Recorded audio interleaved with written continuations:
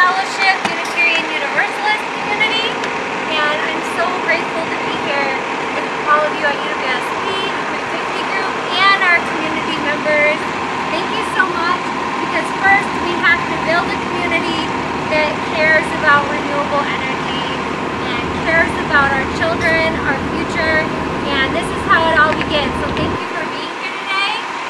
We're going to keep this going for the next 6 more weeks, and yeah, I'm really excited about this. Thank you so much, guys.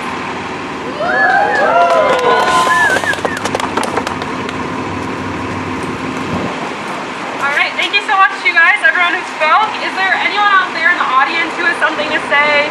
Just anything sparked interest, or maybe... Yeah, for sure. Yes! I don't think I'll need this one. I'm pretty loud by nature. I tell people my mom named me Mike for a reason. But I just want to take a minute to give everybody an update on some of the things that we've been doing in the city, not just recently, but over the past several years. I've been a member of the Citizens Climate Lobby now for 8 years, something like that. Probably. I try to make the 350 meetings. Unfortunately, you guys meet on Mondays, and Mondays are always the city meeting nights. So I don't get to show up very often.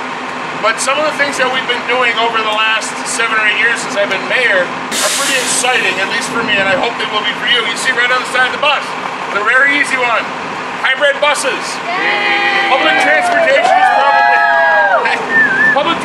is probably one of the easiest ways to help reduce our carbon footprint.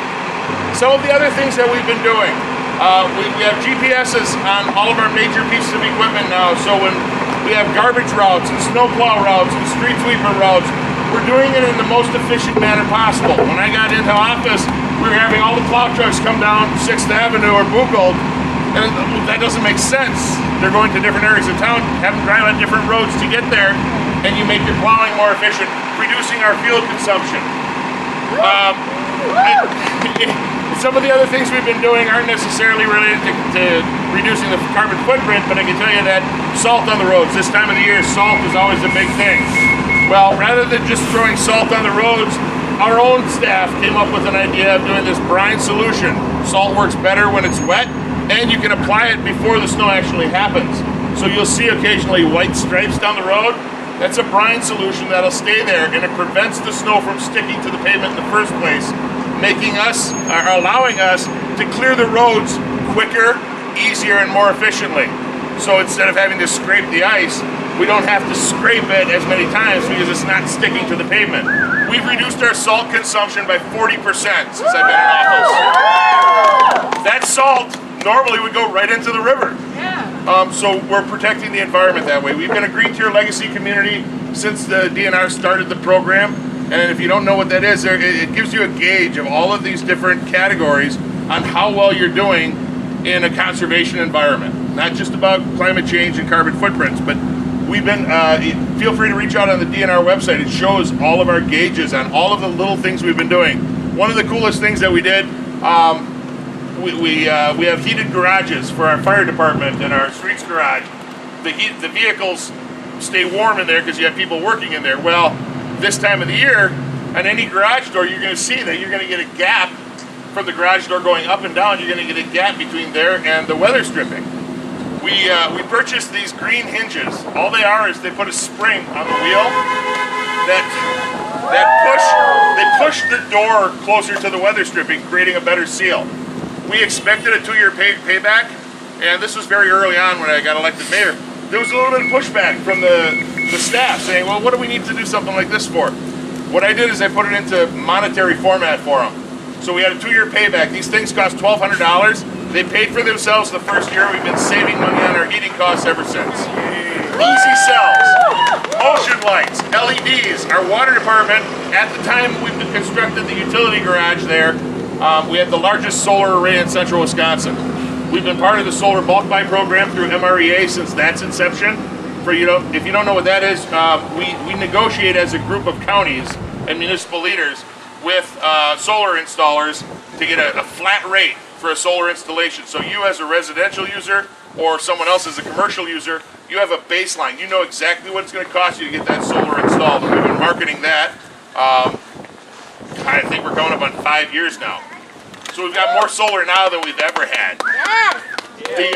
The wastewater treatment facility, you know, when you flush a toilet, it goes there, creates methane. We used to just burn that methane off, which is also going to affect the atmosphere.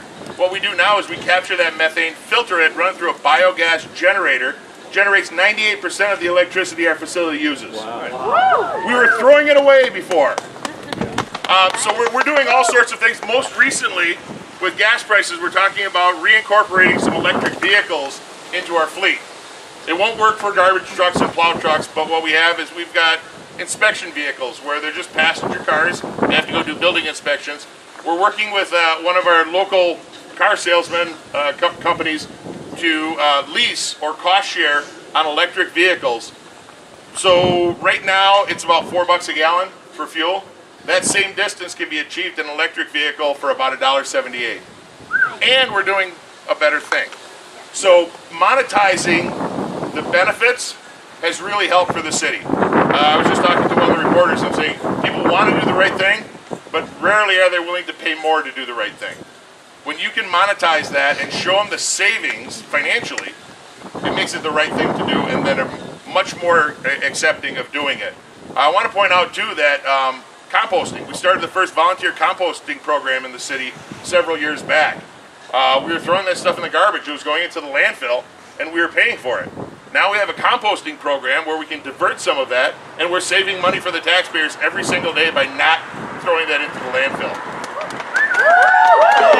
I want you guys to know that I fully support everything you're doing. I think it's great. That's the philosophy of Stevens Point, and I hope you continue doing that.